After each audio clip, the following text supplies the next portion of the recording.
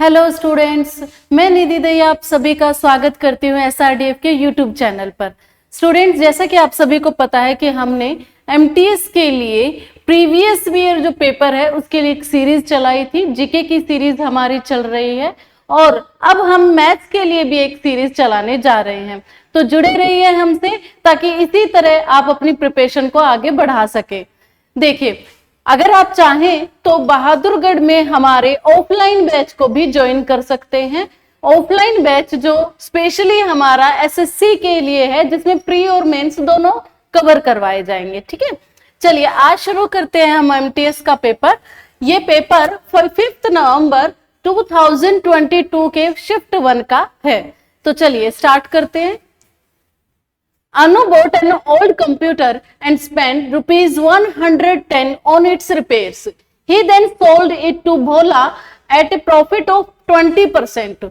Bhola sold it to Chandan at a loss of 10%. Chandan finally sold it for rupees 1188 at a profit of 10%. How much did Arun buy the computer for? देखिए, इस question में हमें क्या दिया गया है। इसने कहा कि अनु ने एक पुराना कंप्यूटर खरीदा, उसमें उसने 110 रुपए मरम्मत पर लगाए, यानी कि जो उसने खरीदा था, है ना, जो उसको कॉस्ट प्राइस पड़ी, उसमें उसने कुछ पैसे लगाने के बाद उसे बेचा है। तो उसने जब बेचा तो 20% के लाभ पे बेचा आगे, फिर उस बंदे ने आगे उसे और लाभ पर बेचा, भोले को बेच दिया तो 10% की हानि पर बेचा। अब भोले ने आगे इसको 10% के लाभ पर बेचा जो 1188 के इक्वल है, यानी कि लास्ट में फाइनली इसका प्राइस कहां पर पहुंच गया था, 1188 पे। तो हमें देखना है कि हमारी शुरुआत कहां से हुई थी, यानी कि ये अरुण नहीं है, यहाँ पर अनु आएगा। तो अनु ने जो है वो कंप्यूटर कितने में खरीदा था। तो देखिए, बहुत ही आसान क्वेश्चन है। आपको क्या करना है, आपको क्या ध्यान देना है। देखिए, आपने शुरुआत कहां से की है। आपने शुरुआत की कि खरीदा कहां से, मान लीजिए अनु से खरीदा है ना, तो अनु से आपने खरीदना शुरू किया। अनु ने क्या किया, अनु ने इसे आगे बेचा भोला को। किसे बेचा है, भोला को। और भोला ने इसे आगे बेचा है चंदन को, और चंदन ने आगे किसी भी XYZ पर्सन को बेच दिया है। ठीक है ना। तो जब अनु ने इसे बेचा तो इसने खरीदा कितने पर था, जो भी जितने पर भी खरीदा, तो उसने इसमें पैसे लगाए हैं भाई, 110 रुपए रिपेयरिंग पर लगाए हैं। तो जो अनु की कॉस्ट प्राइस थी ना, उसमें 110 रुपए उसने और जोड़े जाएंगे। अब यहां से जब उसने भोला को बेचा था तो कितने परसेंट के प्रॉफिट पर बेचा था, 20% के प्रॉफिट पर बेचा था। जब भोला ने इसे चंदन को बेचा था तो 10% के लॉस पर बेचा था। ऐसे ही जब इसने किसी XYZ पर्सन को बेचा तो इसने 1180 रुपए में बेचा था, जो कि क्या है, 10% का प्रॉफिट देता है उसे। क्या देता है, 10% का प्रॉफिट।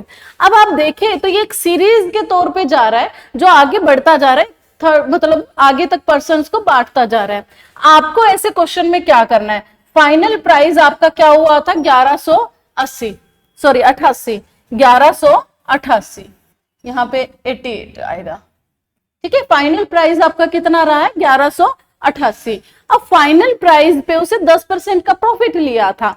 अब 10% के प्रॉफिट का मतलब क्या है कि अगर चीज 100 रुपए की थी, वो जो भी चीज थी वो 100 रुपए की थी, तो उसने 10 रुपए के प्रॉफिट यानी कि 110 में बेची है। अब क्योंकि आप उल्टा आ रहे हैं, आपको किसका पता करना, अनु का, तो उल्टा आ रहे हैं, तो आपको क्या करना है, 100/110 करना है। क्या करना है, 100/110, क्योंकि वो प्रॉफिट था तो हम जोड़ेंगे। ऐसे ही अगर मैं यहाँ चंदन का देखूं तो 100 रुपए में से उसे 10% की हानि हुई है, तो कितने का हुआ उसके लिए, 90 का हुआ ये। ऐसे भोला के लिए अगर मैं देखूं तो 100 रुपए में उसको कितने का फायदा हो रहा था, 20 का, तो 120 का हो रहा है। ठीक है ना। तो इस तरीके से हमने क्या ढूंढना है, अनु का ढूंढना है।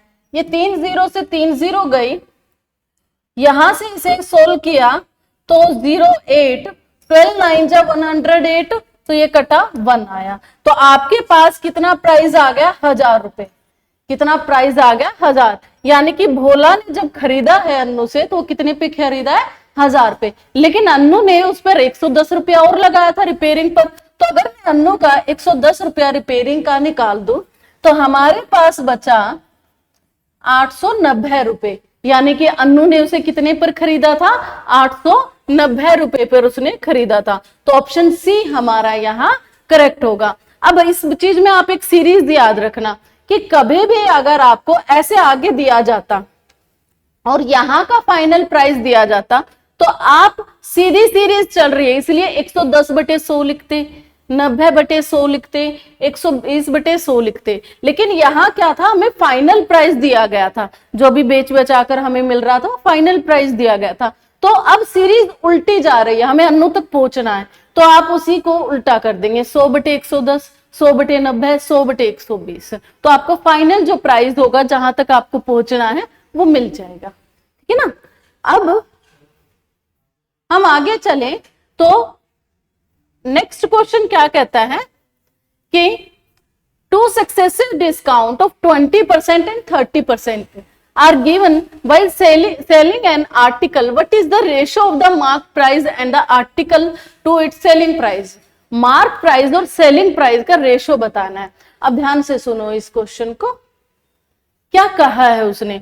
उसने कहा कि मुझे ना 20% और 30% की कर्मिक छूट दी है। अब इसका एक बहुत ही अच्छा फॉर्मूला होता है, कभी भी अगर आपको सक्सेसिव परसेंट दिया जाए, क्या दिया जाता है? सक्सेसिव परसेंट, यानी कि कर्मागत कोई भी परसेंटेज आपको दिया जाए। जैसे उसने क्या किया था, पहले 20% की छूट दी और फिर 30% की छूट दी। अब कई बच्चे इसमें क्या सोचते हैं, 20 प्लस में 30 टोटल 50% की छूट मिली है। नहीं, कभी भी ऐसा नहीं करना प्रतिशत पे। उसे अगर 20% और 30% की लगातार छूट मिली है तो आप इस फॉर्मूले से निकाल लेंगे। सक्सेसिव परसेंटेज का जो फॉर्मूला है a plus b AB by में 100। ये जहां से जो आपको वैल्यू मिलेगी ना वो आपका इफेक्टेड परसेंटेज होगा, यानी कि टोटल कितना इफेक्ट पड़ा है परसेंटेज पर, ठीक है ना। जैसे अभी यहाँ पर 20% है और 30% है, तो पहला क्या आया, 20 प्लस में 30 प्लस में 20 गुना में 30/100। तो इसे हम सोल्व करेंगे तो कितना आया है, 56% आया है।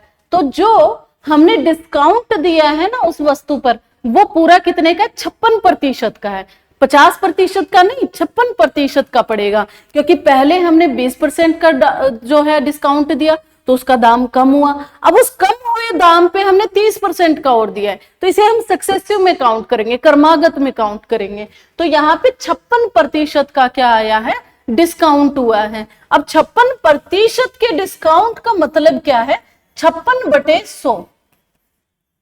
क्या मतलब है, 56% का मतलब क्या, 56/100। और एक चीज हमेशा याद रखेगा, ये प्रतिशत का जो मामला होता है ना, इसमें जो ये नीचे डिनोमिनेटर होता है, ये हमेशा जो टोटल जो वैल्यू होती है, या जिसे हम कहें जहां स्टार्टिंग से हम चल रहे हैं, वो चीज को रिप्रेजेंट करती है। और ये जो चीज होती है ना न्यूमरेटर, ये जिसकी भी बात कर रहे हो, जैसे हम डिस्काउंट की बात कर रहे हैं यहाँ पे, उसको डिनोट करती है। तो अगर मैं इस केस में देखूं तो ये मार्क प्राइस है, ठीक है। अब उसने डिस्काउंट दिया है, क्या दिया है उसने, डिस्काउंट दिया, सॉरी यहाँ डिस्काउंट नहीं, सेलिंग प्राइस। किसको डिनोट करती है, सेलिंग प्राइस को। देखिए कैसे, उसने डिस्काउंट दिया आपको, ठीक है। एमपी क्या था उसका, 100 रुपए। अब उसने डिस्काउंट देने के बाद वो चीज कितने की बन गई, 56 की। कितने की बन गई है, 56 की। तो आपके पास क्या आया, 100 रेशो में 56। पहले चीज कितनी थी, 100 की थी। डिस्काउंट देने के बाद बार बार जब आपने उसको डिस्काउंट दिया तो वो कितने का पड़ा आपको, 56 का पड़ा। तो यानी कि 56 का बेचूंगी मैं उसे, तो कितना आया यहाँ पर 25/14, यानी कि ऑप्शन नंबर ए करेक्ट होगा, ठीक है ना। थोड़ा सा यहाँ पे ध्यान दीजिए, जब 56% आपने निकाला तो आपने ये बताया कि कितना फर्क उस पर टोटली पड़ रहा है। अब 56% का मतलब क्या है, 56/100। तो यहाँ पे ये 100 क्या डिनोट करता है, आपका मार्क प्राइस, यानी कि जितने में उस पर मार्क लगा हुआ है। अब डिस्काउंट, 2 बार डिस्काउंट देने के बाद वो प्राइस कितने का बन गया है, 56% का, सॉरी 56 का। तो क्या है आपके पास, ये मार्क प्राइस, ये सेलिंग प्राइस। तो 100 रेशो में 56, 25/14 जो है आपका यहाँ पे क्या आया, मार्क प्राइस का और सेलिंग प्राइस का रेशो आया। तो ऑप्शन नंबर ए करेक्ट होगा हमारा, ठीक है ना। चलिए जल्दी जल्दी चलते हैं और नेक्स्ट क्वेश्चन पर आते हैं। यहां हमें क्या दिया गया है 21 क्रमागत प्राकृत संख्याओं का औसत 53 है। इन 21 संख्याओं में से छोटी संख्या का क्या मान है? एक चीज यहां पर बहुत ध्यान से करना, एवरेज में जब ये भी क्रमागत संख्याएं आ जाती है, दो तरीके से ये क्वेश्चन होते हैं। एक बोला जाता है फर्स्ट एन नेचुरल नंबर, और जब भी ऐसा लिखा जाता है तो पूरा केस बदल जाता है।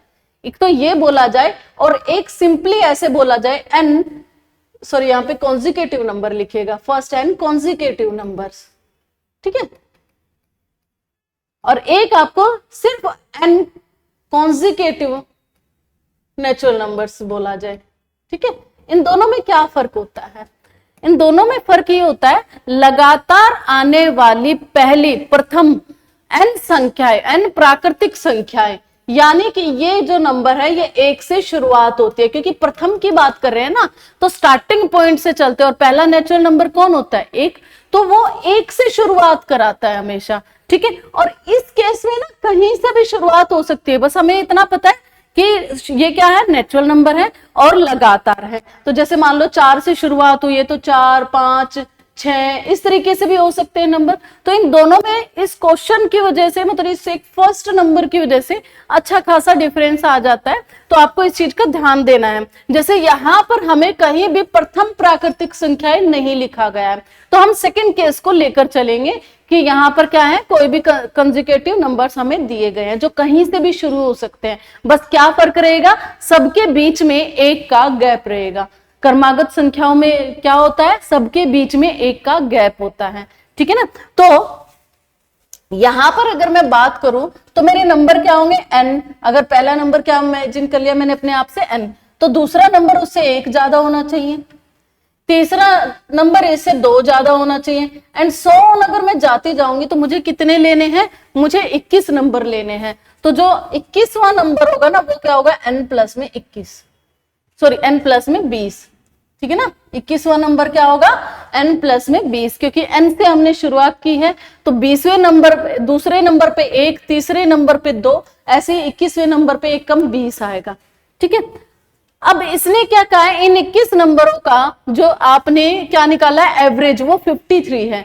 तो एवरेज कैसे निकाला जाता है, इन सभी का सम, इन सभी का सम बाय में 21, बाय में 21, तो वो क्या आना चाहिए, 53 आना चाहिए, ठीक है ना।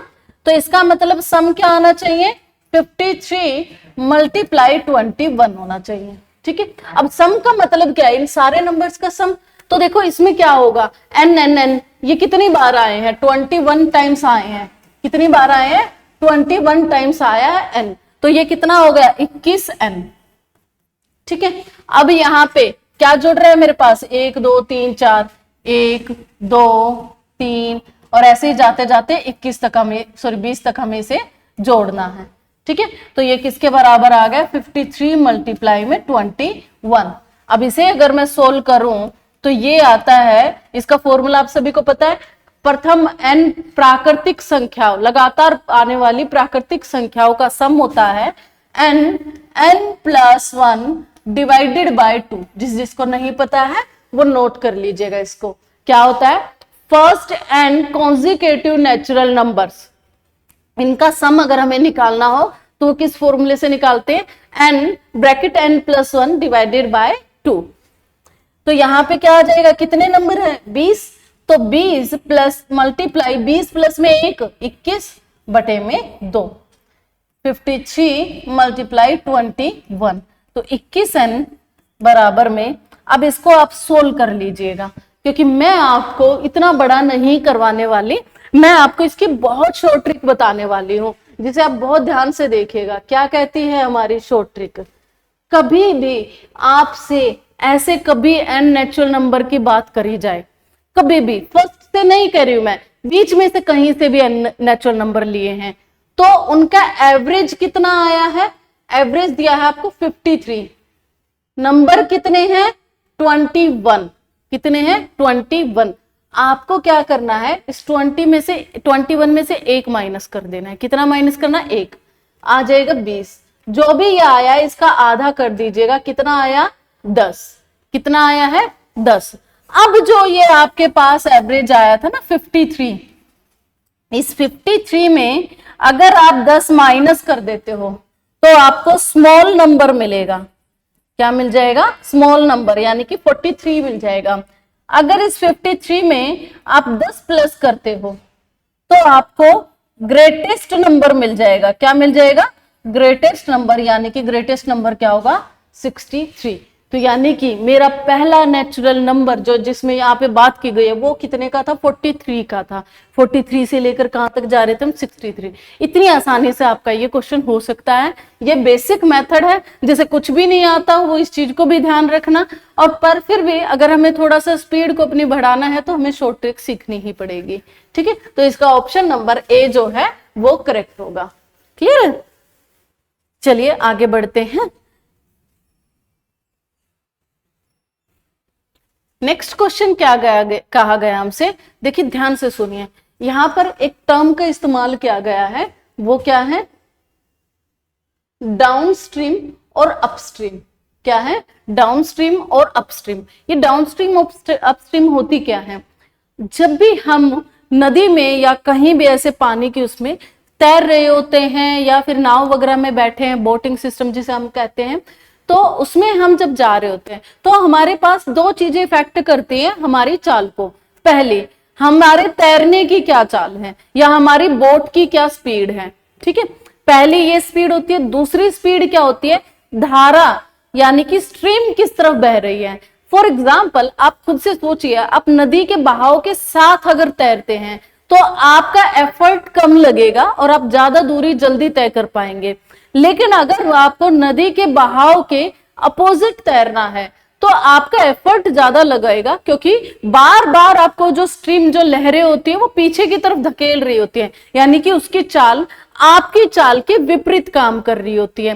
तो इसीलिए आपकी चाल में कमी आ जाती है। लेकिन जब हम उसके साथ बह रहे होते हैं तो वो हमारे साथ काम करती है, हमें पुश करने में हेल्प करती है। तो उस टाइम पे क्या होता है कि जब हम धारा के साथ बह रहे होते हैं तो धारा की चाल और हमारी चाल वो दोनों मिक्स हो जाती है, ऐड हो जाती हैं। लेकिन जब मैं धारा के विपरीत अगर तैरेंगे हम तो क्या होगा?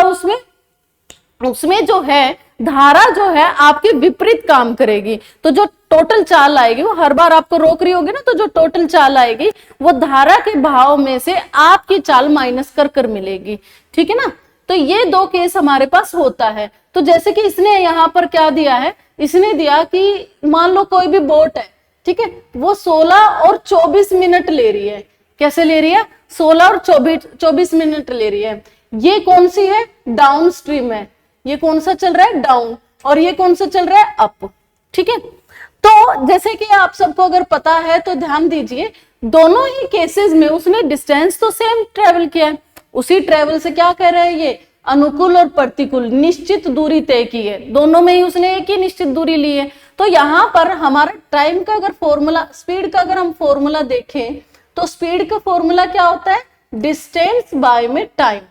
क्या होता है? डिस्टेंस बाय में टाइम। अब अगर मैं इस केस में देखूं तो डिस्टेंस तो सेम ही रहा है, डिस्टेंस में तो चेंज नहीं हो रहा है, सेम ही डिस्टेंस दोनों बारी में अपस्ट्रीम भी और डाउनस्ट्रीम भी सेम डिस्टेंस ट्रेवल कर रहा है।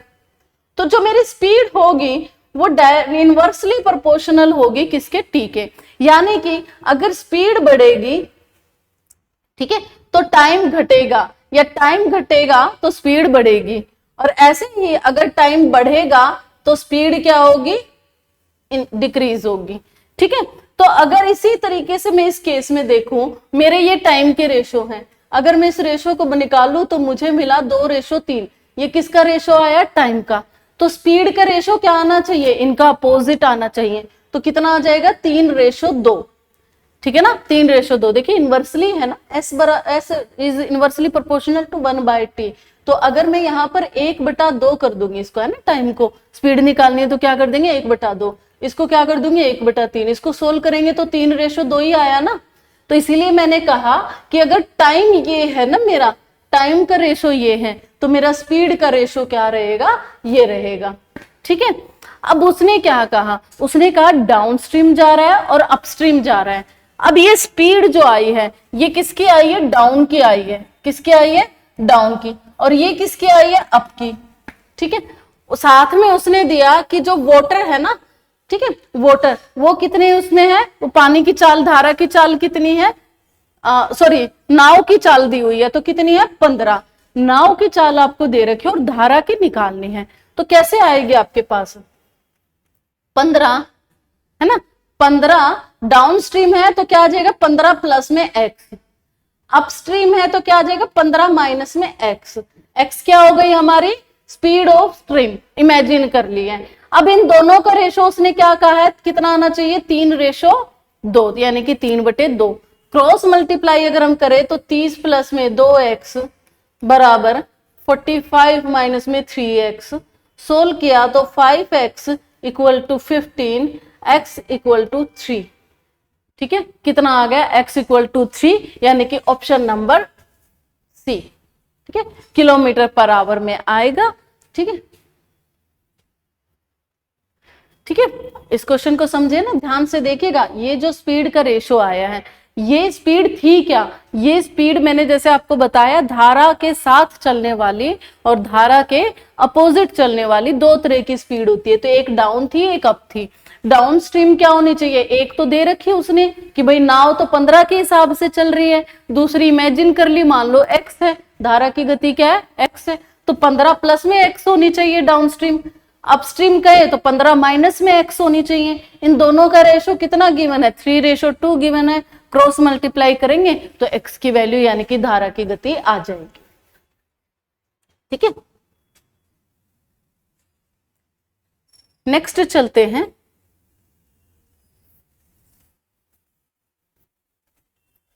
यहां आपको क्या दिया गया है, फॉर्म ए पर मुर्गियों की संख्या का बकरियों की संख्या से अनुपात 5:4 है और फॉर्म बी पर यह अनुपात 5:7 है।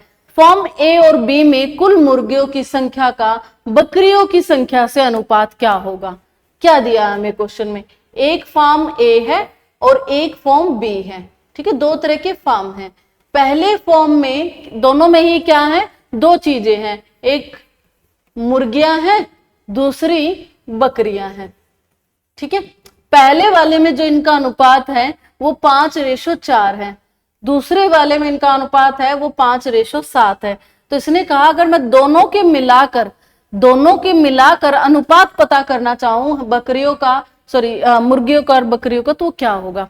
अब ध्यान दीजिए, दोनों रेशो अलग अलग है। कई बच्चे यहाँ पे ये करेंगे 5 बकरियां यहाँ थी, 5 बकरियां यहाँ थी, 5 और 5 जोड़ा 10 हो गया, 7 और 4 जोड़ा 11 हो गया, है ना। ऐसा नहीं होगा। ध्यान दीजिए, जब ये टोटल कितनी वैल्यू देते हैं 9, ये टोटल कितनी वैल्यू देते हैं 12। ठीक है, जब ये अनुपात बनाया गया तो 9 की संख्या में से 5 मुर्गी और 4 बकरियां ऐसे बांटा गया है। लेकिन जब ये अनुपात बना गया तो टोटल चीज कितनी थी 12, उस 12 में से 5 बकरियां और 5 मुर्गियां और 7 बकरियां ऐसे बांटा गया। तो यहां पर जहां टोटल नंबर, जो हमें डिवाइड करने के लिए हमेशा टोटल नंबर की जरूरत होती है, जैसे 100 में से बांट रही हूं मैं चीजें, 50 में से बांट रहे हैं या कहां से बांट रहे हैं, तो यहाँ 9 में से बांट रहे थे और यहाँ 12 में से बांट रहे थे, ऐसा पॉसिबल नहीं है। अब ये दोनों रेशो क्या हो जाएंगे, ऐसे तो बहुत अलग अलग हो जाएंगे, दोनों का मान अलग होगा। तो हम क्या करेंगे, ये जो टोटल वैल्यू है, जो इनकी टोटल वैल्यू, इसको इक्वल बनाने की कोशिश करते हैं। अब अगर आपको 9 और 12 इनको इक्वल बनाना है तो क्या करेंगे, 9 और 12 का एलसीएम ले लेंगे। क्या करेंगे हम, 9 और 12 का एलसीएम लेंगे तो वो कितना आएगा 36 आएगा। तो मुझे अगर 9 को 36 बनाना है, मुझे क्या करना है, 9 को 36 बनाना है तो मुझे 4 से गुना करना पड़ेगा। ठीक है, ऐसे अगर मुझे 12 को 36 बनाना है तो इसको 3 से गुना करना पड़ेगा। अब जब मैंने सम को 4 से गुना किया है तो मुझे रेशो को भी क्या करना पड़ेगा, 4 से गुना करना पड़ेगा। तो 4 से गुना किया तो ये 20 आया और ये 24 आया। ठीक है ना, सॉरी 16 आया। 4 और 4 गुना किया तो कितना आया, 16 आया। ऐसे ही जब मैंने 3 से इसको गुना किया तो b के लिए कितना आ गई, वो वैल्यू 15 आई है और यहाँ पर क्या आई है 21 आई है। ठीक है, तो मैंने जोड़ा तो 35 और यहाँ पर जोड़ा तो 37, तो क्या आ जाएगा आपके पास 35:37 जो है इसका आंसर आ जाएगा। तो कभी भी अगर आपको दो रेशो दो रेशो डायरेक्ट जोड़ने हो, जैसे यहां हमें जोड़कर निकालने थे, तो आप ऐसे ही डायरेक्ट नहीं जोड़ेंगे, आप पहले उनके जो सम है ना उसको इक्वल कर लीजिए, फिर आप उनको डायरेक्ट जोड़ सकते हैं। जैसे यहाँ पर क्या आ गया 35 आ गया और यहाँ पर क्या आ गया 37, तो हमारा ऑप्शन नंबर यहाँ हमारा गलत है टाइप, ये ऑप्शन में यहाँ पे कहीं गलती हुई है, तो हमारा ऑप्शन क्या आएगा 35-37 आएगा। आप लिख लीजिए, तो क्या आएगा 35 और 37 इसका आंसर आएगा। ठीक है ना, तो कुछ ना कुछ यहाँ गड़बड़ है, बट आपको ये याद रखना है दो रेशो को जोड़ने के लिए क्या करना होता है, उनके सम को इक्वल बनाना होता है। ठीक है, बड़ा इंटरेस्टिंग चैप्टर होता है रेशो, और जो बच्चा इसे कवर कर लेता है वो अर्थमेटिक में आगे बहुत काम अच्छे से कर लेता है। तो इसीलिए मेरा मानना यह है कि रेशो पे बड़ा अच्छे से काम करना चाहिए हमें, उसके बेसिक पार्ट को, उसे कैसे कैसे उसका इस्तेमाल किया जा सकता है, उसे बहुत अच्छे से समझना चाहिए। चलिए आगे बढ़ते हैं। क्वेश्चन क्या दिया गया हमें, अगर ए जो है 1300 है, बी जो है 1450 है, तो बी ए से कितने प्रतिशत अधिक है। ध्यान से देखो, ए दिया आपको 1300, बी दिया आपको 1450। ठीक है, ए कितना दिया है 1300, बी दिया 1450। तो अगर मैं देखूं तो बी ए से कितना ज्यादा है, बी ए से कितना ज्यादा है 150। ठीक है ना, बी ए से कितना ज्यादा है 150। अब 150 अगर ये ज्यादा है तो इसने पूछा क्या प्रतिशत निकालना है कितना ज्यादा, तो ज्यादा कितना 150। अब ये 150 किस में ज्यादा है, ए में ज्यादा है या बी में, ए में ही तो ज्यादा होगा ना भाई, ए से ही तो 150 ज्यादा, तभी तो 450 बनेगा, सॉरी 1450 बनेगा। तो इसमें ज्यादा हुआ तो ये आया इसके बटे में, यानी कि मोर परसेंटेज अगर मुझे निकालना है, मोर परसेंटेज अगर मुझे निकालना है तो मैं क्या करूंगी कि कितना मोर बाय किस वैल्यू में ज्यादा हुआ है ना, किस वैल्यू में मोर हुआ है। ये तो हिंदी वाला मोर बन गया है ना, और प्रतिशत बनाने के नाम का यहां क्या आ जाएगा 100। ठीक है, तो 150 ज्यादा हुआ, 1300 में ज्यादा हुआ है, और प्रतिशत में निकालना है तो क्या आया 100। 2 जीरो से 2 जीरो गई तो 150 बटे 13 आया, इसको डिवाइड किया 13 एकम 13 बचे 2, 13 एकम 13, 11 पॉइंट समथिंग, यही आंसर हो सकता है ना। बाकी पूरा कर लीजिएगा, पूरा भी आएगा। 13 एकम 13 2, 13 एकम 13 बचा 7, 13 पंजे 65 बचा 5, 13 3 39। ठीक है, और आगे जाएंगे तो 9 पे जाएगा तो 54 माना जाएगा अप्रोक्सीमेट। ठीक है, अप्रोक्सीमेट में है ये आंसर। क्लियर है ना। चलिए जल्दी जल्दी हम अपने नेक्स्ट क्वेश्चन पे बढ़ते हैं। यहां आपको एक ग्राफ दिया गया है, और इस ग्राफ में क्या कहा गया है कि bar graph shows the number of student who like 4 colour. वो स्टूडेंट जो 4 कलर पसंद करते हैं, 4 तरह के जो हमारे पास रंग हैं वो कौन कौन से हैं, ग्रीन कलर है ना, रेड कलर, येलो कलर और ब्लू कलर। ये 4 तरह के जो है रंग पसंद किए। किन बच्चों ने, 200 बच्चों ने ग्रीन कलर पसंद किया, 100 बच्चों ने रेड कलर पसंद किया, 150 बच्चों ने येलो कलर पसंद किया, और 50 बच्चों ने ब्लू कलर पसंद किया। ठीक है, अब उन्होंने क्या कहा है कि आपको बताना है number of student who like difference between who like yellow and who like blue. Blue और येलो पसंद करने वालों के बीच में कितना डिफरेंस है। अब देखिए ब्लू कहाँ है, यहां है, सॉरी येलो यहां है। ठीक है, और ब्लू कहाँ है, यहां है। तो इन्होंने पूछा इसको पसंद करने वाले, येलो को पसंद करने वाले कितने हैं भाई, 150 है येलो को पसंद करने वाले। ब्लू को पसंद करने वाले कितने हैं जी, 50 है। तो डिफरेंस कितने का मिला है, 100 का मिला है। इतना आसान क्वेश्चन है, ऐसे क्वेश्चन आ जाए तो आपको फ्री में नंबर मिल जाएंगे, बल्ले बल्ले हो जाएगी, क्योंकि ये मार्क्स पक्का है। ठीक है ना, तो इसका आंसर क्या आएगा 100 आएगा। चलिए अगले क्वेश्चन की तरफ आगे बढ़ते हैं।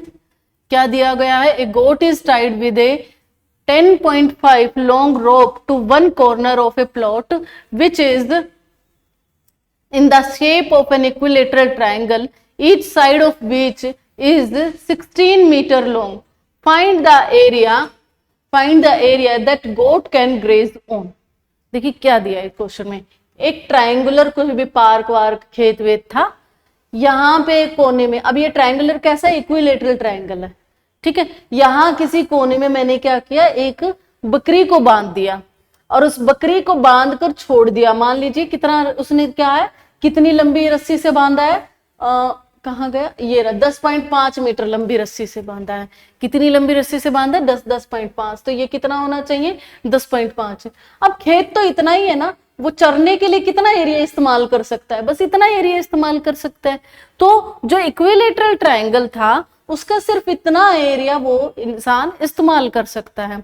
अब यहाँ एक 10th का एक कॉन्सेप्ट आता है, एरिया ऑफ सेक्टर, यानी कि सर्कल का एरिया आप सबको पता है क्या होता है, पाई आर स्क्वायर, है ना। सर्कल का एरिया क्या होता है, वृत्त का क्या कहते हैं उसे, क्षेत्रफल। वृत्त का क्षेत्रफल क्या होता है, पाई आर स्क्वायर, ठीक है।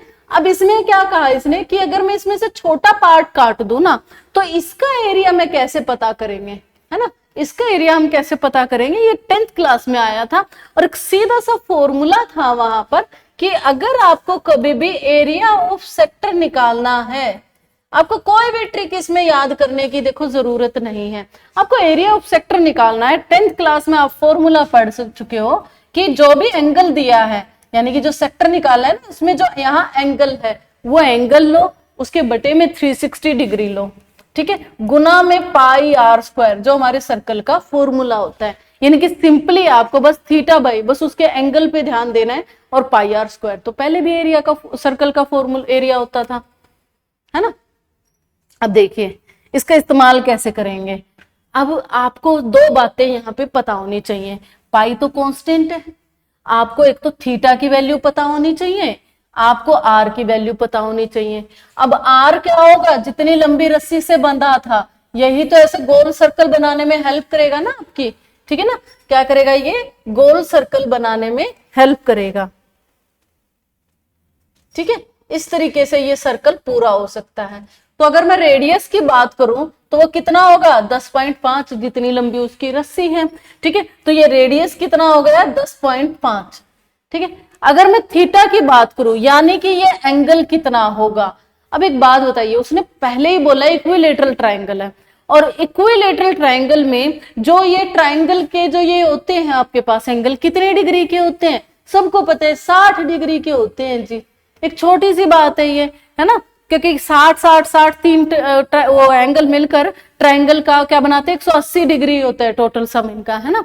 तो 60 डिग्री के होते हैं, तो 60 बटे 360 गुना में पाई यानी कि 22/7 आर स्क्वायर यानी कि 10.5 की स्क्वायर, 10.5 की स्क्वायर। इनको सोल्व कर लीजिए, ठीक है। 6 एकम 6, 6 6 36, यहां से गया 2 3 6 11, 3 3 3 9, 3 पंजे 15, 5 सते 35, 5 दूनी 10, 7 से 7 गया, और यहाँ क्या आया, 5 दूनी 10 और 21, तो क्या आ गया हमारे पास 11 गुना में 21 बटे में 4, तो कितना आया 11 एकम 11, 11 दूनी 22 और 23 बटे में 4, तो 4 पंजे 20, क्या आया है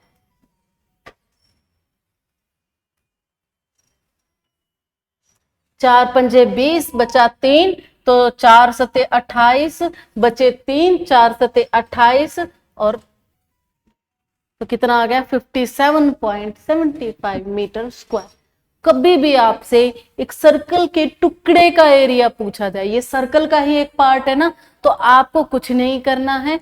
सर्कल का एरिया होता था पाई आर स्क्वायर, सर्कल का एरिया होता था पाई आर स्क्वायर, उसमें थीटा बाय 360 मल्टीप्लाई करना है, ठीक है। थीटा क्या होगा, जो भी ये पार्ट का पूछा है ना, उसका क्या होगा, एंगल होगा, तो वह एंगल रखा और सोल्व कर दो, आसानी से क्वेश्चन हो जाएगा, ठीक है ना।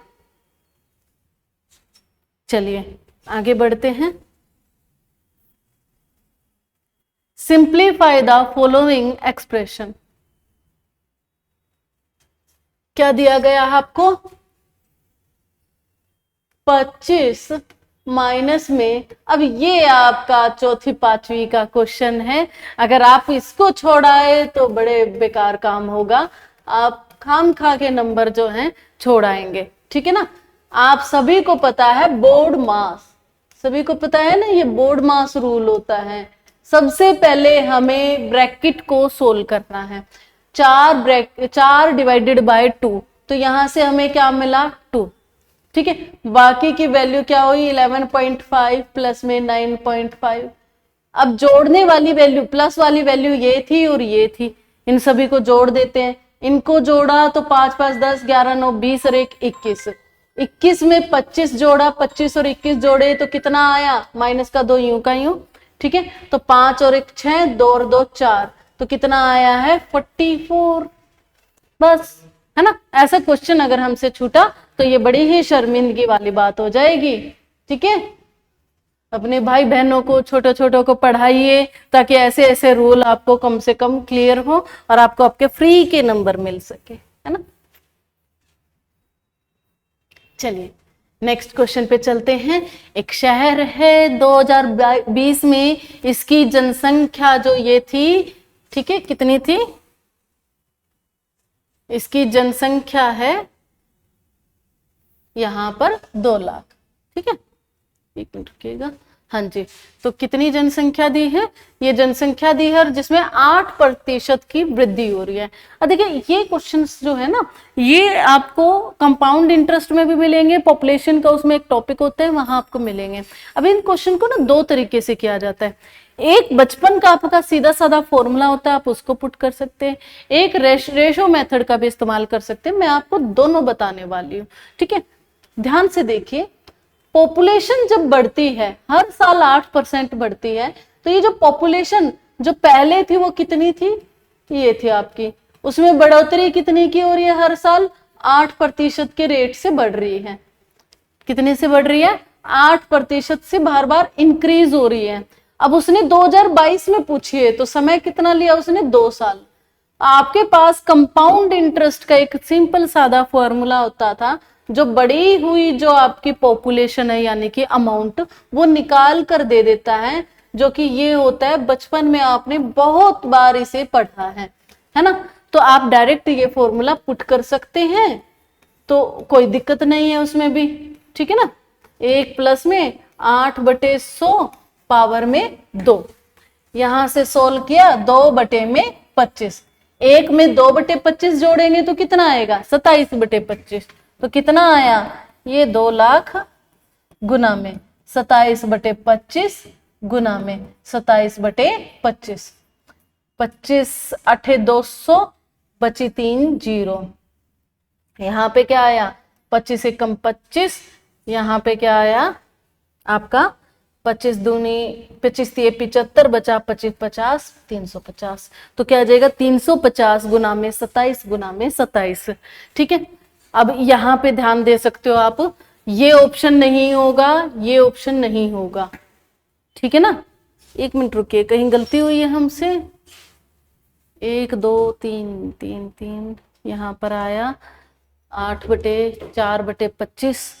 25 8 200 आया 8000। 25 75, बचा 5 0 50 3 1 0 एक्स्ट्रा।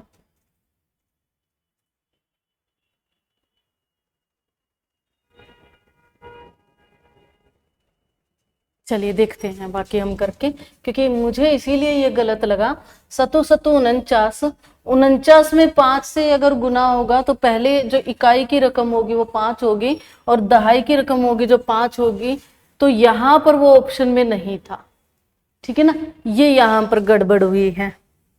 ठीक है, चलिए देखते हैं आगे हम। अगर मैं इसी को रेशो मेथड से सोल्व करूं, अभी हम इसको पूरा करेंगे ना, तो हमें पता लग जाएगा कहाँ मिस्टेक हुई है, ऑप्शन में हुई है, क्वेश्चन में हुई है। तो क्या कहा इसने? 8% की वृद्धि होती है। ठीक है ना। 8% की मेथड नंबर 2 बता रही हूं मैं आपको। ठीक है ना। 8% की वृद्धि का मतलब है 8/100। तो यहां पर आया 2/25। ठीक है, यानी कि 25 जनसंख्या है और 2 का इंक्रीमेंट होता है। 25 जनसंख्या में कितने का इंक्रीमेंट होता है? 2 का। तो 25 जनसंख्या है और 2 का इंक्रीमेंट होकर वो 27 हो गई है। अब उसने कहा 2 साल बढ़ रही है लगातार, तो 2 साल बढ़ रही है तो पावर चढ़ी 2, तो यहां से क्या आया है? 625 आया है। ठीक है, यहां से क्या आया? 27 की स्क्वायर कितनी होगी? कितनी होगी आपकी? 729 होगी। ठीक है ना। अब ये 625 हमारी क्या आई है? ये जो जनसंख्या थी, कितनी आई है? जनसंख्या। अब जनसंख्या कितनी थी हमारे पास? ये वाली थी जनसंख्या। तो 625 यूनिट जो है, 625 यूनिट कितने के बराबर आने चाहिए? इतने के बराबर आने चाहिए। ठीक है, तो 1 यूनिट का मान कितना आ जाएगा? 0.0000625। ठीक है, 25 पंजे सॉरी 25 25 625, 25 अट्ठे 200, 8000। ठीक है, 25 एक कम, 25 तिये 75, 5 5 25 दूनी 50, 0। हाँ जी, देखिए यहाँ हमारी गलती थी, है ना, आप लोगों ने भी नहीं बताया। ठीक है ना, तो यहाँ क्या था? 25 दूनी 50 था। तो अब मैं वैसे भी ऑप्शन देखो देख सकती हूँ। 7 7 49, 49 गुना में 2 करूंगी तो लास्ट डिजिट क्या मिलना चाहिए मुझे? 0 का मिलना चाहिए। उससे पहले वाला डिजिट किसका मिलना चाहिए? 8 का मिलना चाहिए। और ऐसा नंबर मेरे पास ऑप्शन में सिर्फ एक ही दिया हुआ है, तो मुझे ज्यादा चेक करने की, पूरा मल्टीप्लाई करने की जरूरत ही क्या है? अगर हम अपना समय बचा सकते हैं तो हम बचाएंगे, है ना। इसको गुना करते तो देखिए वही आना था ऑप्शन में। ठीक है ना, तो जब हमसे समय बचाया जा सकता है तो हम उसे बचाएंगे। चलिए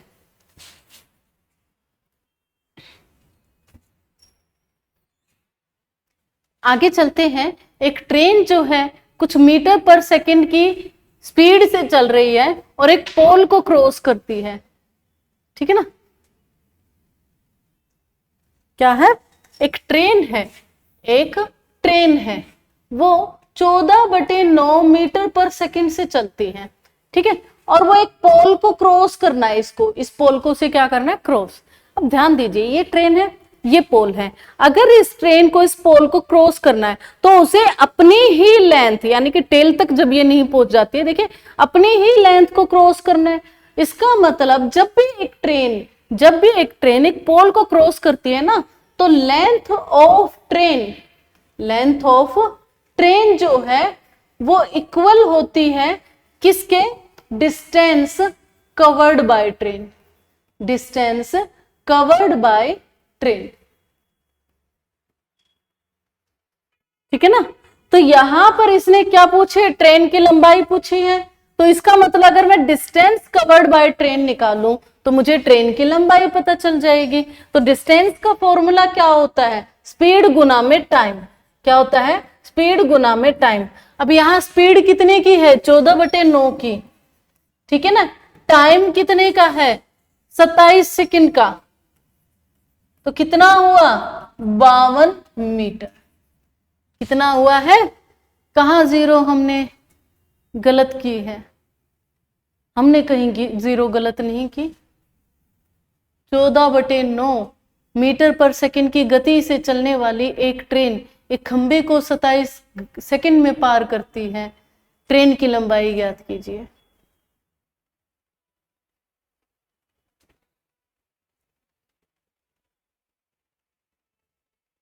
यहाँ 42 आएगा एक तो, और एक या तो यहाँ कहीं जीरो में लिखने में गलती है, या फिर इन ऑप्शन में जैसे 420 दिखाई दे रहे हैं ना, तो मे बी इनमें किसी के पास एक जीरो एक्स्ट्रा थी, जिसकी वजह से 42 और एक और जीरो आई है। ठीक है ना, तो ये एक बार आप चेक कर लेना, मैं करेक्ट करके टेलीग्राम पे इसे डलवा दूंगी ताकि आप लोग देख सके कि ये जीरो की मिस्टेक थी कहां पर। ठीक है बेटा, चलिए आगे चलते हैं।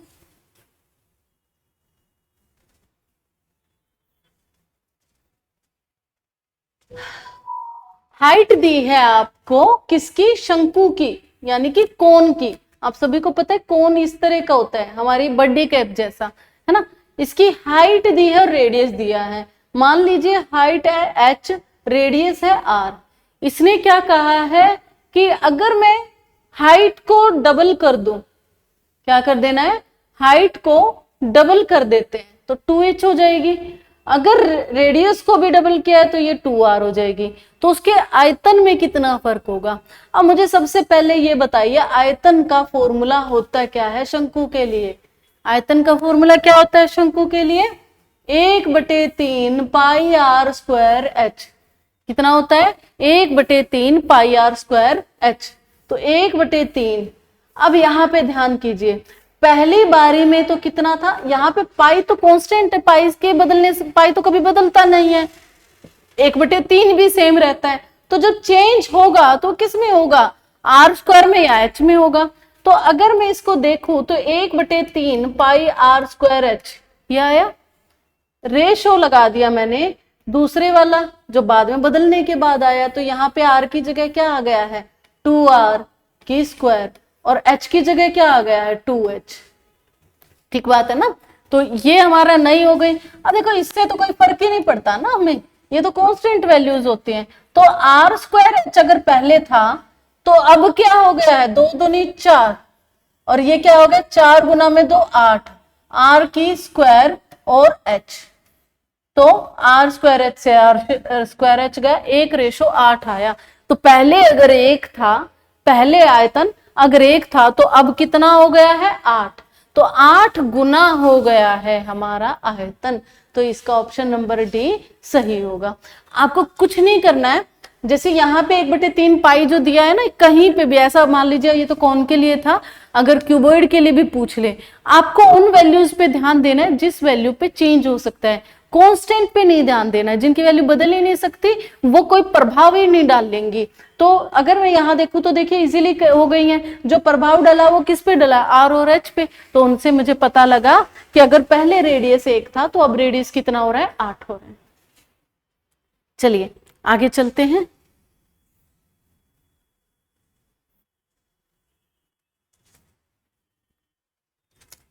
एक आदमी ने 580 रुपए में एक कुर्सी खरीदी। उसे कुर्सी किस कीमत पर खरीदनी बेचनी चाहिए कि उसे 25% का लाभ हो। यहां भी आपको बहुत आसान सा क्वेश्चन दिया गया है, 25% का प्रॉफिट मुझे कमाना है। ठीक है ना, क्या करना है, 25% का प्रॉफिट। इसका मतलब क्या है, 25/100 होनी चाहिए चीज। यानी कि अगर आप डायरेक्ट याद हो तो 1/4 होता है ये। यानी कि 4 रुपए की चीज थी, 1 रुपए का प्रॉफिट कमाऊं मैं उस पे, तो मैं कितने की बेचूंगी उसको, 5 पे बेचूंगी। कितने एसपी पर बेचूंगी, 4 की एससीपी पे है तो मैं उसे 5 का बेचूंगी, तो मुझे 1 रुपए का प्रॉफिट हो जाएगा, 1 यूनिट का प्रॉफिट हो जाएगा। अब उसने क्या कह रखा है, वो कितने की चीज थी, 580 की। आपने यहां बोला सिप्पी 4 यूनिट है, रेशो में अगर मैं देखूं तो सिप्पी कितना है, 4 यूनिट। वहां सिप्पी दे रखा है 580, तो 4 यूनिट का मान कितना हुआ जी, 580 हुआ। तो 1 यूनिट का मान कितना हुआ, 4 एकम 4, 4 दूनी 4 चौक 16, ठीक है, और 4 पंजे 20। ये 1 यूनिट का मान हुआ। निकालना क्या था आपको, एसपी। एसपी कितना है, 5 यूनिट है। अब एसपी 5 यूनिट है तो 5 गुना में 145, 25 2 5 20 21 22 5 6 7 725 आपका आंसर होगा। इसे हम कहते हैं रेशो मेथड। जिस बच्चे को नहीं पता है वो समझ सकता है, वरना एक रेशो की बेसिक की वीडियो भी हमारे उसमें पड़ी होगी यूट्यूब चैनल पर, आप वो भी देख सकते हैं, तो वहां से भी आपको काफी चीजें क्लियर होंगी। ठीक है, और साथ ही में अगर इसमें आप डायरेक्ट फॉर्मूला लगाना चाहो ना तो आप उसको भी इस्तेमाल कर सकते हो। सिप्पी आपको ये दे रखा है, प्रॉफिट उसने 25% बोला है आपको कमाना है, तो एसपी का फॉर्मूला क्या होता है, सिप्पी गुना में 100 प्लस में प्रॉफिट परसेंट बटे में 100।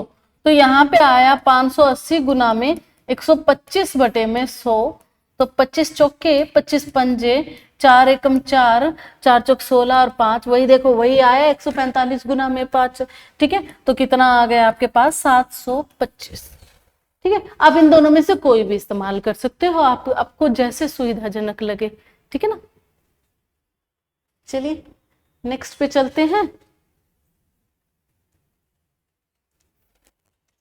Select the number that will come in place of question mark in the following mathematical statement.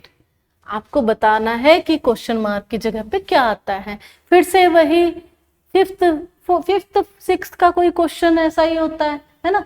तो थोड़ा सा ध्यान देते फिफ्थ सिक्स्थ में पढ़ने के लिए, तो अभी ये नंबर आपको फ्री का मिलता। इसने क्या कहा 5/9 ऑफ। ऑफ का मतलब क्या होता है? गुना। 11/14 ऑफ का मतलब गुना।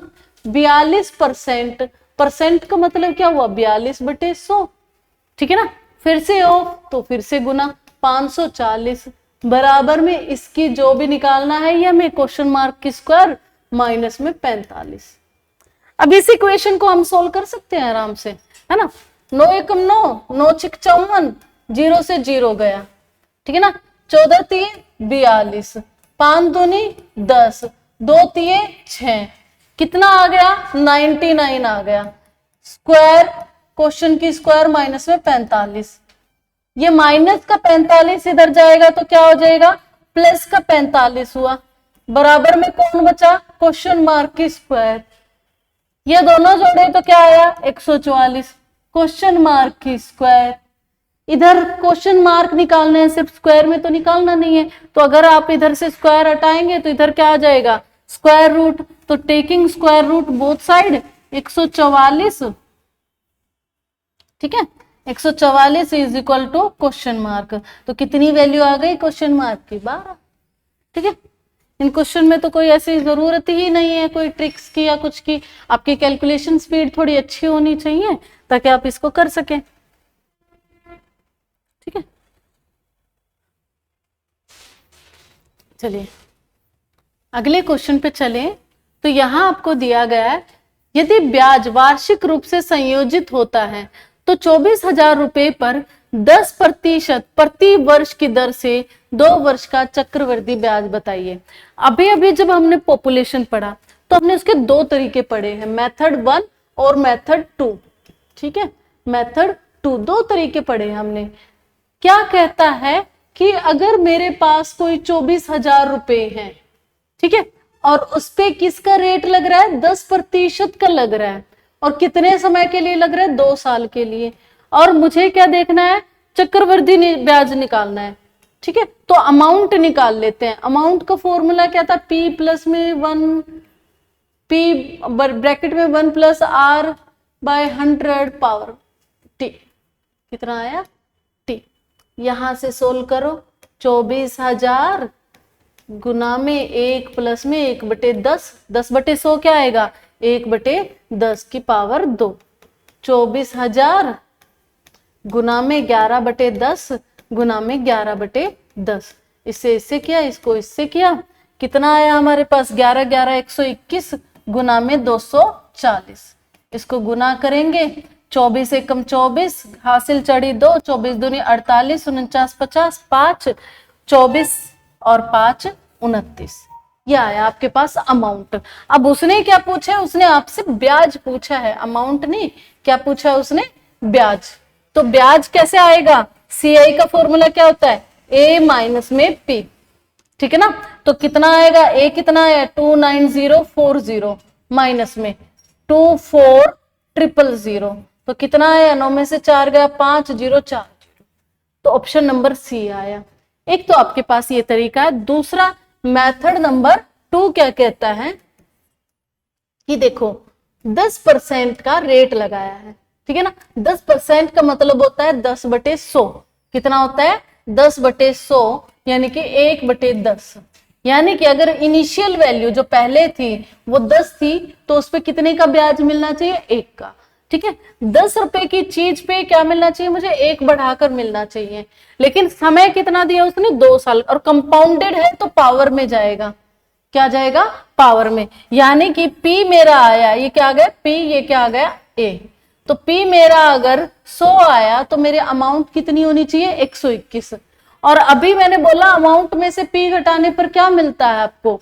आपको कंपाउंड इंटरेस्ट मिलता है, CI मिलता है। तो ब्याज कितना होना चाहिए? CI 21। CI कितना होना चाहिए? 21।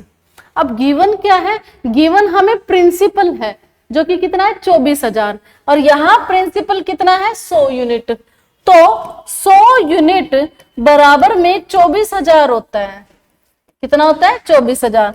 तो 1 यूनिट कितने के बराबर आया? 240 के। तो 21 यूनिट सीआई निकालना है ना हमें, तो सीआई यानी कि 21 यूनिट कितने के बराबर आया? 240 गुना में 21, जो कि अभी अभी हमने वहां गुना किया भी था, है ना, 121 से किया था वहां, तो 0 आपने किया, तो यहाँ पे भी यही आंसर मिलेगा आपको 5040। ठीक है ना। अब कोई भी दोनों में से कोई भी तरीका निकाल सकते हो, आप डायरेक्ट फॉर्मूला लगा सकते हो या उसको रेशो मेथड से भी कर सकते हो।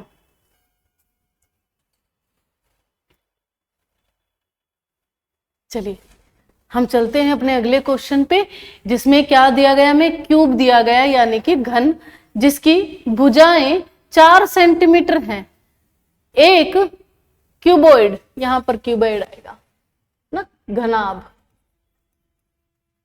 ठीक है, एक क्यूबॉइड का आयाम 2 सेंटीमीटर, 3 सेंटीमीटर, 4 सेंटीमीटर है। तो घन के आयतन और घनाभ के आयतन में, घनाभ के आयतन में क्या अंतर होगा? ध्यान से सुनिए, इससे आसान क्वेश्चन वो क्या ही देगा।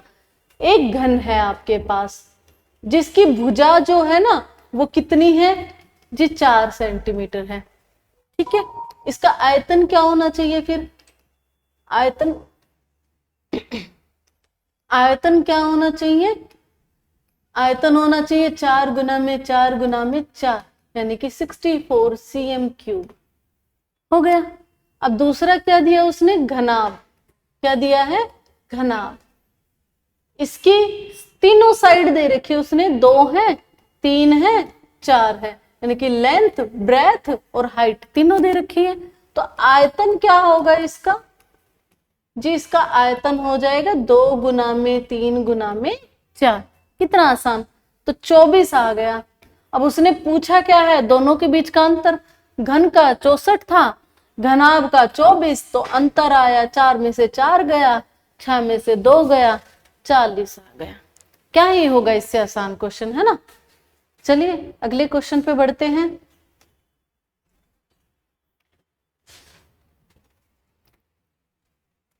एलसीएम, ये थोड़ा सा मैं ध्यान से लिख देती हूं एक बार।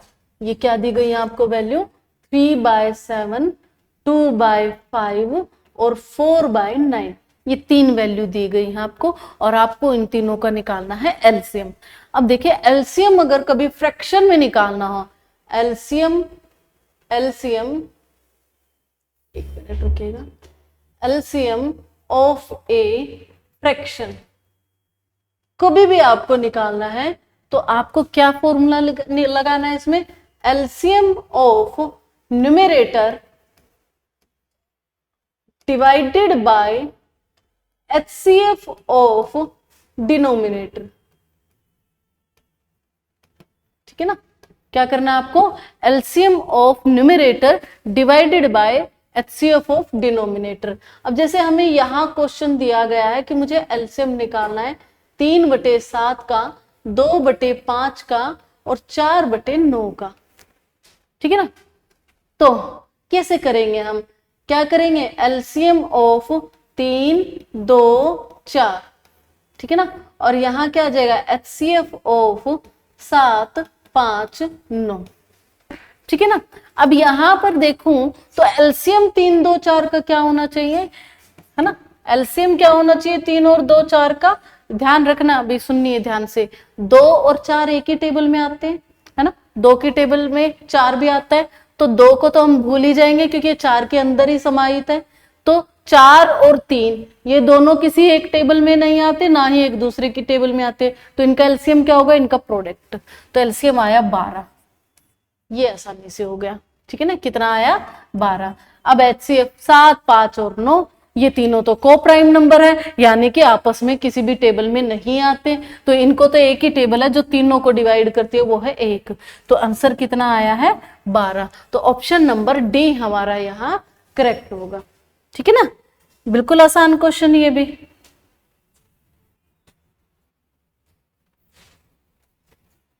नेक्स्ट क्वेश्चन ने क्या कहा? एवरेज ऑफ 5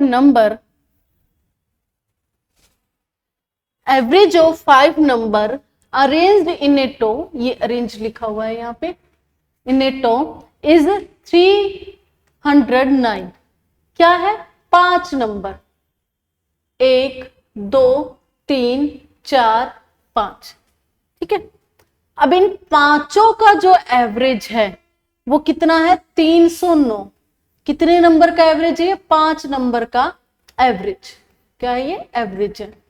ठीक है, आगे क्या दिया है? दो संख्याओं का औसत 309 है, इनमें से पहली दो संख्याओं का औसत, ये दो संख्याओं का औसत क्या दिया गया है? 2 नंबर का औसत कितना दिया गया है? 431। ठीक है, अंतिम दो संख्याओं का औसत यानी कि इन दोनों का क्या दिया गया है? 2 नंबर का कितना दिया है? 231.5। तो बताइए केंद्र में संख्या कौन सी है? ठीक है, बहुत आसान क्वेश्चन है। देखिए एवरेज का फॉर्मूला क्या होता है? एवरेज का फॉर्मूला होता है सम बटे में n। कितने नंबर हैं, उन नंबर्स का सम क्या है। ठीक है ना, अगर मैं यहां से देखूं और इनको क्रॉस मल्टीप्लाई करूं तो सम का फॉर्मूला बनता है एवरेज गुना में n, यानी कि एवरेज क्या है नंबरों का और वो कितने नंबर हैं। तो अगर 5 नंबरों का सम ऑफ 5 नंबर मुझे निकालना हो तो वो क्या होगा? 309 गुना में 5। ठीक है, sum of 2 numbers, sum of first 2 numbers निकालना हो तो क्या होगा? 431 एवरेज, 2 नंबर थे। ऐसे ही सम ऑफ लास्ट 2 नंबर अगर मुझे निकालना हो तो क्या होगा? 231.5 गुना में 2। ठीक है, अब ध्यान से सुनो, 5 नंबरों का सम कितना आया है? 5 नंबरों का सम कितना आया? 45 और 15। ठीक है, इन 5 नंबरों में से 2 नंबर ये हैं, 2 नंबर ये हैं, यानी कि 4 नंबरों का सम वो कितना आया? 2 6 8 प्लस में 4 नंबरों का सम निकाल रहे हैं, ये 5 नंबरों का सम है। ठीक है ना, और 4 का कितना आया? 4 नंबरों के सम कितना आया? 5 दूनी 10, 1 2 रिक 3, 2 तिये 6, 2 दूनी 4, तो ये आया 5 और 6 और 6 12, 1 8 4 12 और 13, 1325 आया। 5 नंबर का सम 1545, उनमें से 4 अगर 1325 है तो पांचवा बीच का नंबर है ना, मिडल नंबर क्या बचा हमारे पास? 1545 में से 1325 गए, 5 में से 5 गया 0, 4 में से 2 गया 2, 5 में से 3 गया 2, 220 आएगा, है ना।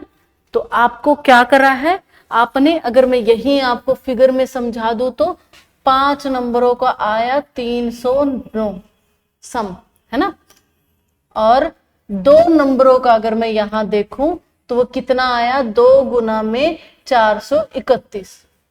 यहां 2 नंबर का अगर मैं देखूं तो यहां के 2 नंबर का आया मेरे पास 231 पॉइंट में 5। इन दोनों का जो जोड़ आएगा उसको मैं 5 नंबर में से माइनस कर दूंगी तो मुझे मिडिल टर्म मिल जाएगी। ठीक है ना।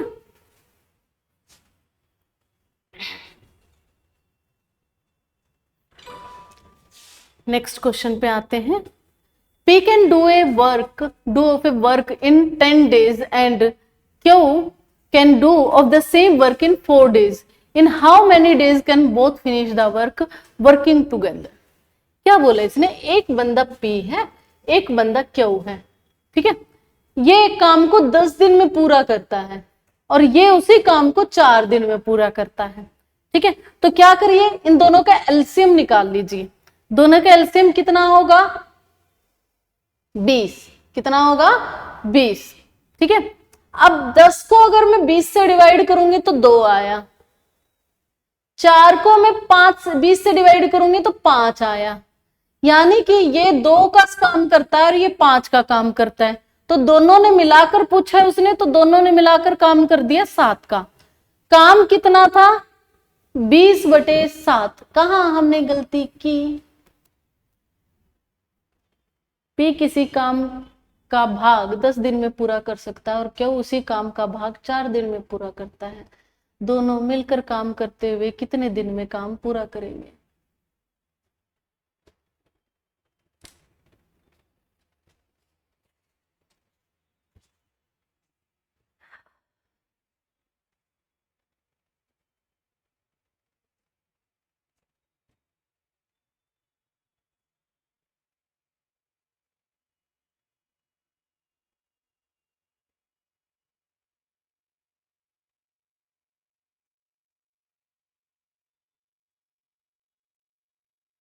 क्वेश्चन तो पूरा सही है।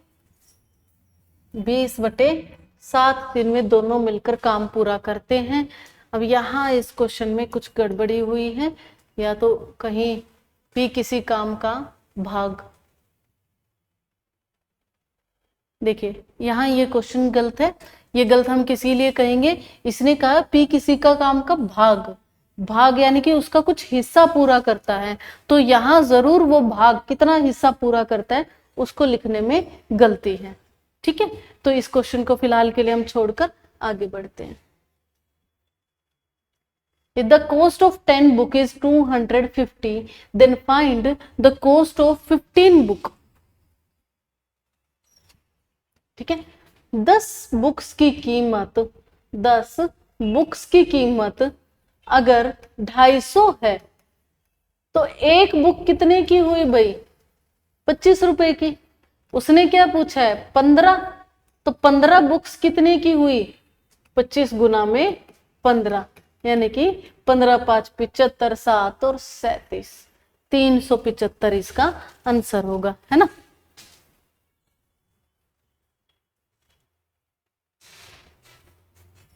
चलिए अगले क्वेश्चन पे चलते हैं।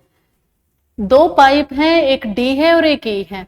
ठीक है, ये दोनों ही पाइप किसी टंकी को 36 और 78 घंटों में भर सकते हैं। अगर दोनों को साथ में लगाया जाए, अकेले अकेले कितना टाइम लेते हैं? 36 घंटे और 78 घंटे लगते हैं। अगर दोनों को साथ में लगाया जाए तो ये दोनों पाइप कितनी देर में टंकी को भरेंगे? ध्यान दीजिए, अकेले जो है डी पाइप वो 36 घंटे लेता है, अकेले जो है ई पाइप वो 78 घंटे लेता है। ठीक है, अब हमने देखना है इन दोनों का मिलकर काम कैसे होगा, है ना, और कितने घंटों में हो जाएगा। इन दोनों का एलसीएम क्या आया? 78। ठीक है, 36 को 78 से डिवाइड किया तो कितना आया? 3। 78 को 78 से किया कितना आया? 1। बिल्कुल पिछले वाले जैसा है, पिछले वाले की स्टेटमेंट में कुछ गड़बड़ थी। ठीक है ना, तो 3 और 1 क्या आया? 4। ठीक है, तो इसका मतलब दोनों मिलकर कितना काम करते? 4। करना कितना है उनको? 78। ठीक है ना, करेंगे कितना? 4, तो कितने दिनों में पूरा करेंगे? 4 एकम 4। ठीक है, 4 7 3 4 निम 36, सॉरी यहाँ पे ये काटने रह गए, दोनों एक टेबल में आते हैं ना, 2 3 6, 2 निम 18 और ये 39/2। ठीक है, तो 2 एकम 2, 2 निम 18 बचा 1/2, 19 सही 1/2 घंटे में दोनों पाइप मिलकर उसको भर देंगे। ठीक है ना, चलिए आगे चलते हैं।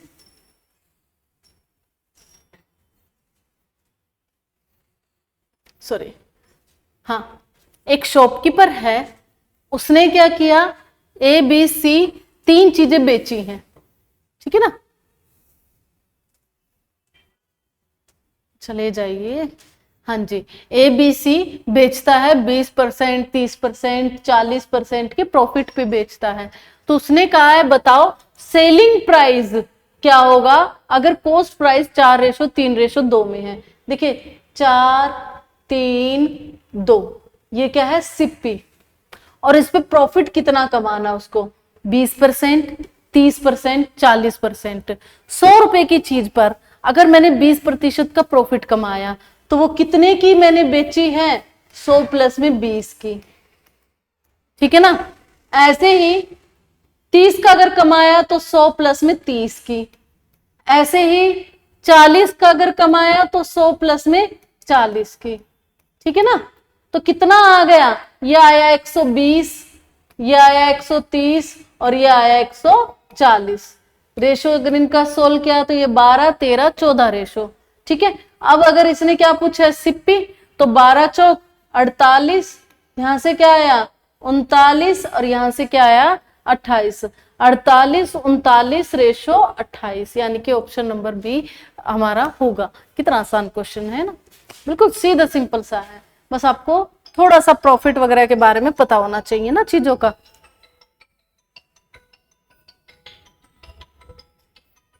चलिए,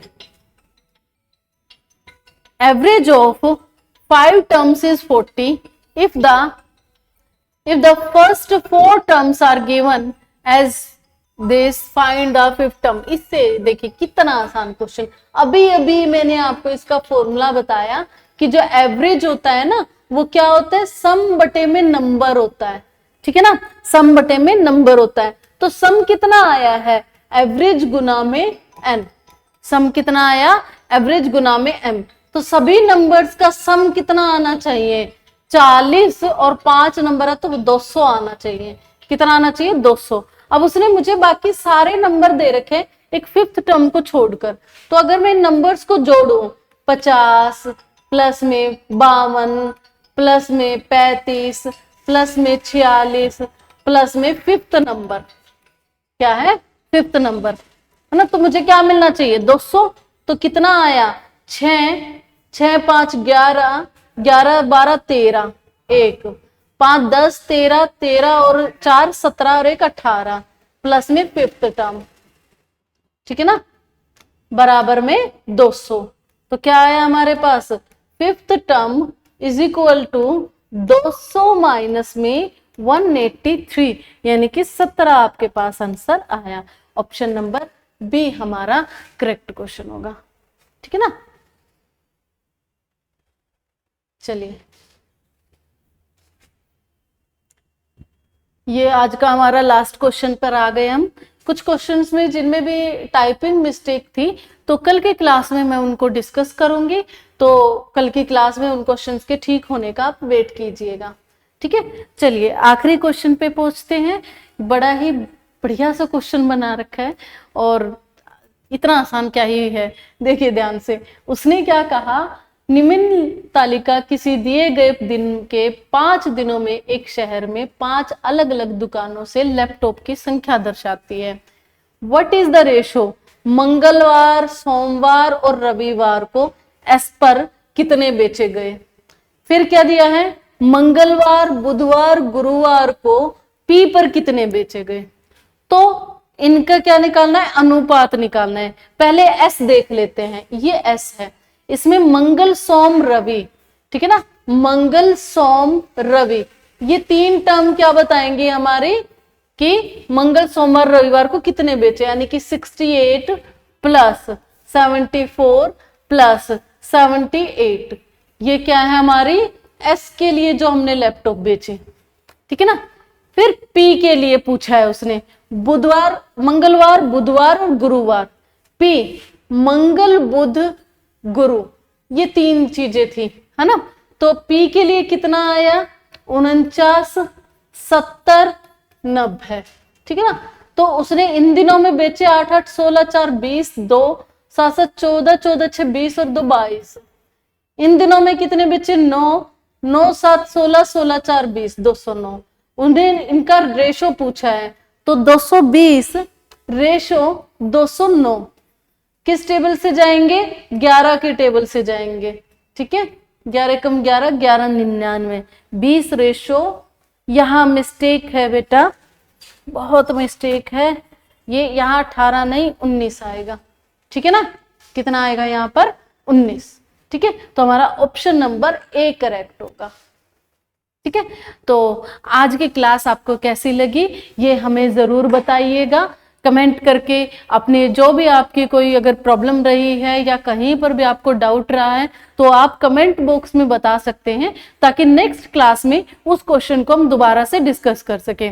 हमारी कोशिश रहेगी कि जब तक एमटीएस का पेपर नहीं हो जाता तब तक हम इसी तरीके से प्रीवियस ईयर क्वेश्चंस को डिस्कस कर सके, साथ में कुछ आपको शॉर्ट ट्रिक समझा सके, ताकि आप थोड़ा सा अपना कैलकुलेशन टाइम बचाएं और वहां पर जल्दी करके आए। तो ऐसे ही और ज्यादा वीडियो देखने के लिए हमारे यूट्यूब चैनल को सब्सक्राइब करें।